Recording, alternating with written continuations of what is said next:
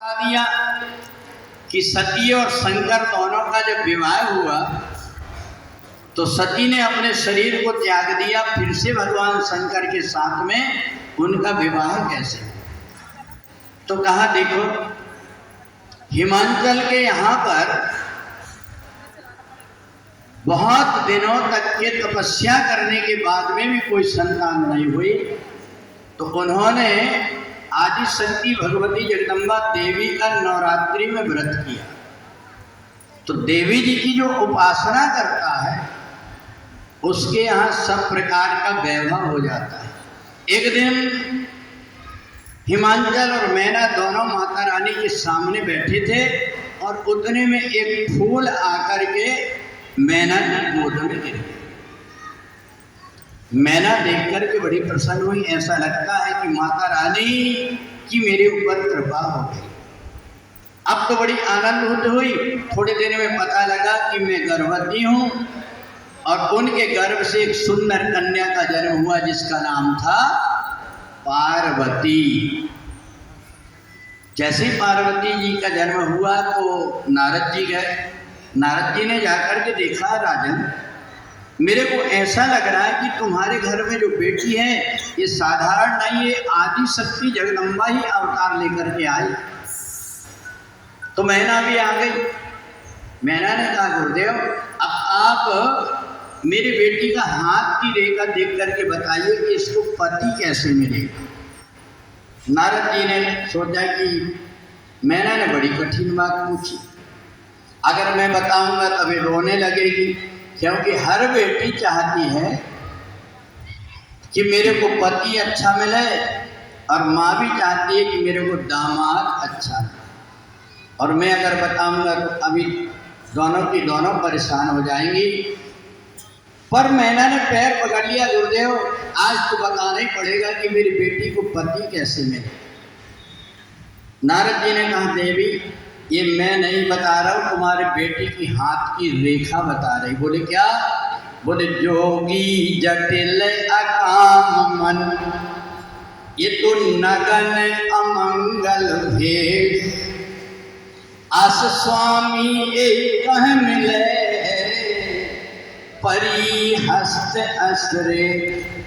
इसके हाथ की रेखा बता रही है कि जिसकी बड़ी बड़ी जटाएं होंगी, जिसके पास एक भी पहनने का कपड़ा नहीं, जो शमशान में रहता हो उसके साथ में विवाह होगा। पार्वती जी नाचने लगी और मैना रोने लगी। नारद जी ने देखा एक नाच रही है और एक रो रही, बात क्या है? समझ गए। आदि शक्ति भगवती जगदम्बा ने सोचा कि भगवान ने मेरी मनोकामना पूरी कर दी। क्या? कि सती मरत हरिशन वर मांगा, जन्म जन्म शिव पद अनुरागा।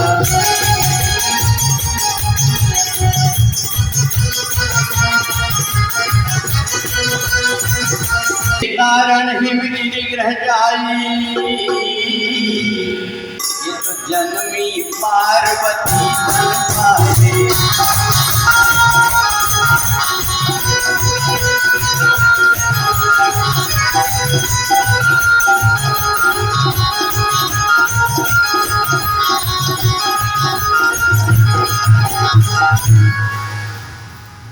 मैंने सोची मेरी बेटी जैसे छोटे छोटे लड़का लड़की कहते हैं कि हमारी शादी करा दो इसलिए नाच रही, इसको पता नहीं है कि कैसा पति मिलने वाला है। पर मैना ने पैर पकड़ ली, गुरुदेव मैं आपके हाथ जोड़ती हूँ, मेरी बेटी को अच्छा सा वर मिले ऐसा कोई उपाय बता दीजिए। नारद जी ने कहा सुनो देवी, इसको जो हाथ की रेखा है ऐसा ही पति मिलेगा, चाहे तुम कितना भी उपाय कर लो। पर एक बात है, मैं नहीं बदल सकता, एक देवता है जो इनके भाग्य की रेखा को बदल सकती। कौन? कि जो तप कराई कुमारी तुम्हारी, जो तप कराई तुम्हारे तुम्हारी आवी मेरे सने त्रिपुरारी आवी मेरे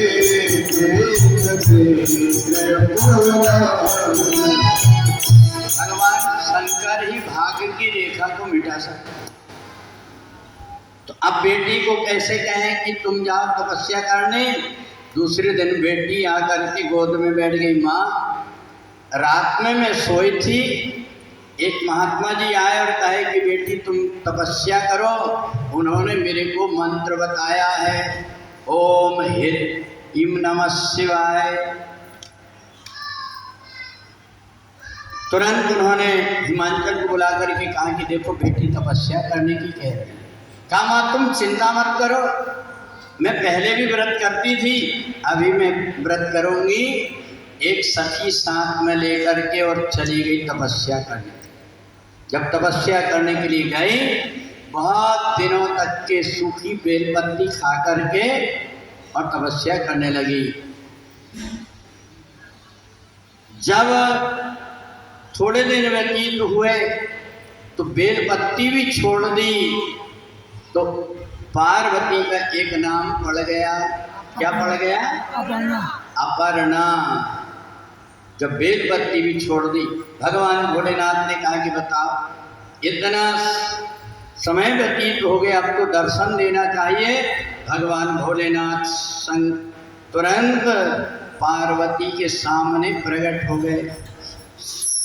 सखी ने कही देखो देखो पार्वती, वो भगवान भोलेनाथ आ रहे हैं। पार्वती जी जाकर के चरणों में गिर गई। देवी मैं प्रसन्न हूँ, तुम तुम्हारे पिताजी के यहाँ जाओ, मैं तुम्हारे साथ में विवाह करूँगा, पर सुनो मेरे पास में और कुछ नहीं है। पार्वती जी ने कही भोले बाबा मेरे को आपके अलावा और कुछ नहीं चाहिए। अब इधर पार्वती जी चली गई। सप्त ऋषि ने भी बहुत प्रकार से परीक्षा लिए। पार्वती जी जैसे घर में गई तो इधर ब्रह्मा जी ने लगन पत्रिका लिख करके भेज दिया भगवान शंकर को।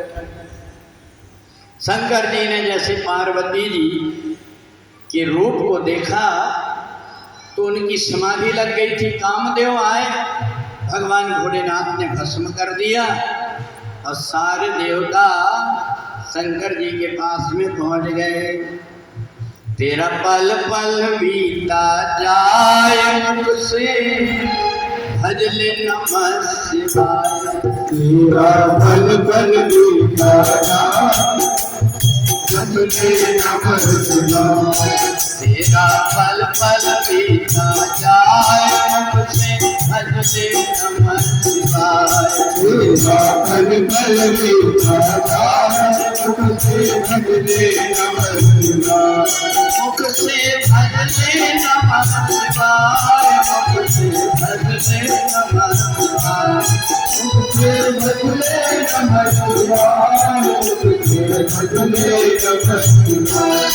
ओम नमः शिवाय, ओम नमः शिवाय।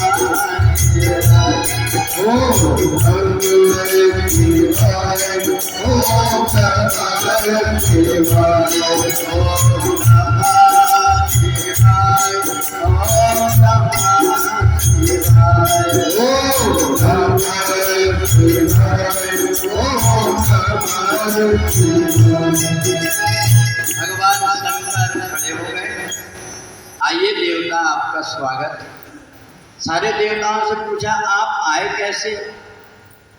अब देवता एक दूसरे को कह रहे तुम बोलो तुम बोलो। ब्रह्मा जी ने कहा हम बताएं। बोले सब देवन के हृदय अस शंकर परम उछाय। निज नैनन देखन चाहे नाथ तुम्हार विवाह। ब्रह्मा जी ने कहा हमने शादी तो बहुत देखे पर तुम्हारा विवाह देखना चाहते। बोले विवाह देखना चाहते हो? बोले हाँ हम विवाह देखना चाहते।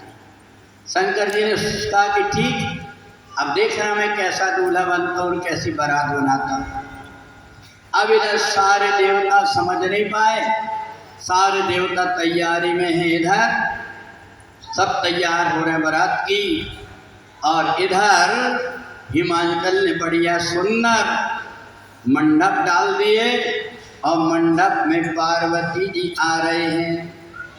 रच रचे हैं हिमाचल राजा प्यार, पार्वती आ रही मंडप में। रच रचे हैं हिमाचल राजा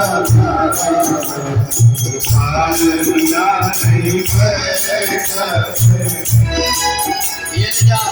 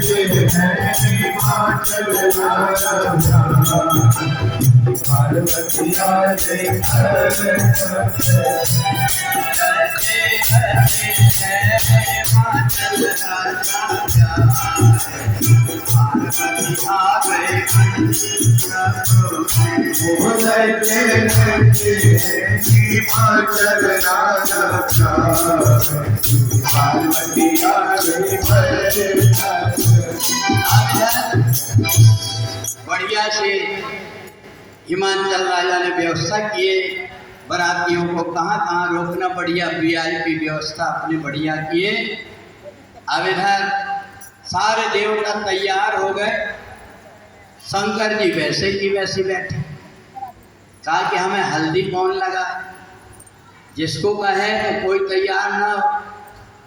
शंकर जी ने तुरंत अपनी जैसे ही लेकर के डमरू बजाए तो जितने भूत प्रेत सब दौड़ करके भगवान भोलेनाथ ने कहा किसी को तो पकड़ना पड़ेगा भूत प्रेतों के लिए।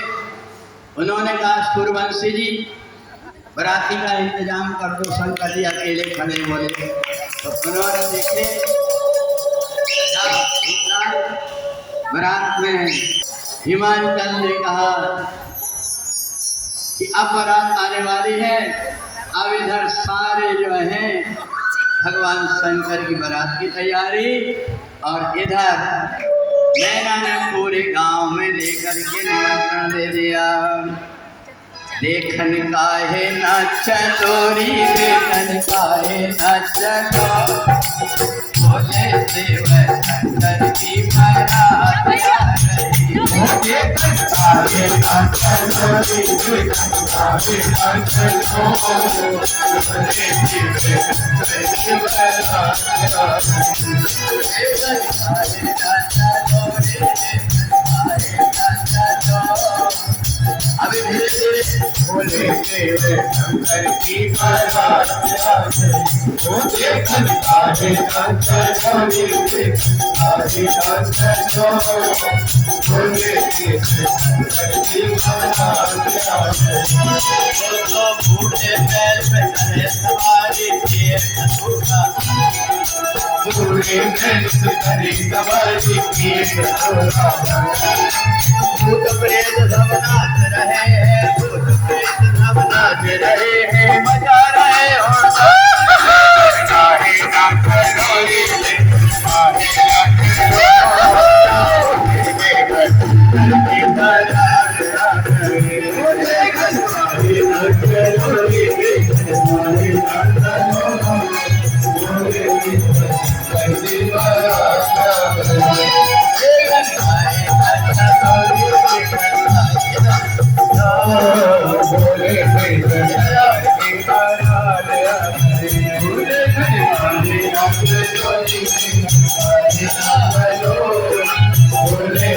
शंकर की बारात आए। बोले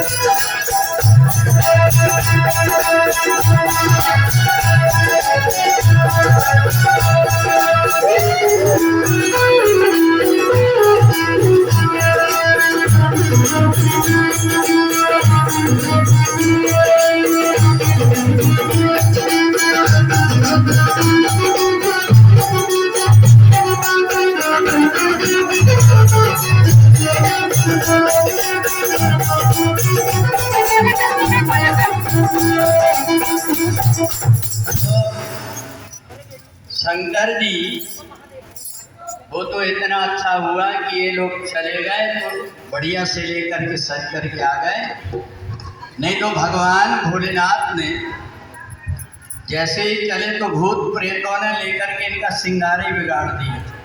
हल्दी की जगह पूरे शरीर में हंसवी लगा दी और हाथ में कंगन जहाँ बांधना चाहिए वहाँ बिच्छू ततैया की लेकर के बांधा। अब वहाँ पूरे घर में ढूंढे शंकर जी के यहाँ कि कोई कपड़ा मिल जाए पहनाने के लिए, टावल वगैरह लपेट दे। शंकर जी के यहाँ एक चड्डी तक नहीं। सब देवता परेशान। भगवान विष्णु ने कहा कि एक काम करो, हमारे यहाँ का पीताम्बर ले लो, कम से कम पहन करके। भगवान भोलेनाथ से कहें कि देखो तुम ये पीताम्बर ही पहन लो। उन्होंने कहा नहीं, हम तो जैसे हैं वैसे ही चलेंगे, हमारे घर का सामान होना चाहिए, क्योंकि हम किराया का कोई सामान नहीं ले जाएंगे। भूत प्रेतों ने कहा एक काम करो कि दूल्हा को सजा तो सब दिए पर एक बाघम्बर पहना दो। अब जब बाघम्बर पहनाने लगे तो ना उसमें नाड़ा, ना बटन, ना तो चैन। एक सांप लेकर के जैसे ही लेकर के बांधे तो जैसे ही नाचने लगे सब लोग, तो वो सांप भी नाचने के लिए कूद गया, वो बाघम्बर भी नीचे। अब शंकर जी वैसे ही खड़े। इंद्र ने कहा कि हम बारात में नहीं जाने वाले, क्योंकि ऐसे में जाएंगे तो हमारी भी नाक कटेगी। सारे देवताओं ने जब बहुत मन्नत किए तब जाकर के शंकर जी आए। और शंकर जी को देखने के लिए जब वहाँ गांव की महिलाएं चली तो भूत प्रेतों को देख करके डर करके भागी। जैसे डर करके भागी तो उस समय भगवान शंकर पूछते पूछते जनवासा और मन्नत के पास में पहुँच गए। और जैसे ही पार्वती जी की माँ ने देखी शंकर जी के रूप को तो वो भी थाली पटक करके वो भी भाग गए। सारे देवताओं ने कहा भैया अब अशगुन हो रहा है, अभी तो दुल्हन की माँ थाली पटक करके भगी, कहीं ऐसा ना हो जाए कि दुल्हन ही भग जाए कहीं। सब देवताओं ने कहा पहले अपन इतनी दूर से आए हैं, पहले खा लो, इसके बाद दूल्हा को दिखा। तो शंकर जी ने कहा ये बताओ अभी बारात नहीं लगी, तुम खाने कैसे लगे? बोले तुम्हारे रूप को देख करके कि हमको खाना नहीं मिलेगा बाहर। शंकर जी ने कहा कि देखो तुम जैसा कहोगे वैसा हम पहन लेंगे। शंकर जी ने ऐसा जो भेष पहन लिया तो कम से कम अच्छे लग रहे हैं। अब अपन यहाँ भगवान शंकर का और पार्वती जी का दोनों का जयमाला कराएंगे। इसलिए वहाँ अंधेला है, यहाँ पर लेकर के आ जाओ, आओ इस तरफ ऊपर।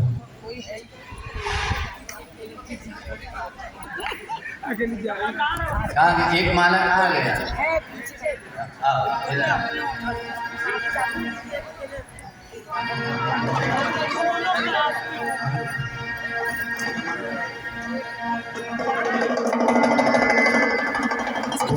मंगलम भगवान शंभु मंगलम गरुड़ध्वजा मंगलम पार्वती नाथ मंगलाय तनो हरिया। बोले शंकर भगवान की ओम श्री जय लक्ष्मी विद्या बहुरात्रे पार्श्वे नक्षत्राणि रूपमस्मिनौ व्याप्तं वाष्णन्निखाना मुम्मयिकान सर्वलोकं मयिकान। बोली पार्वती मैया की जय।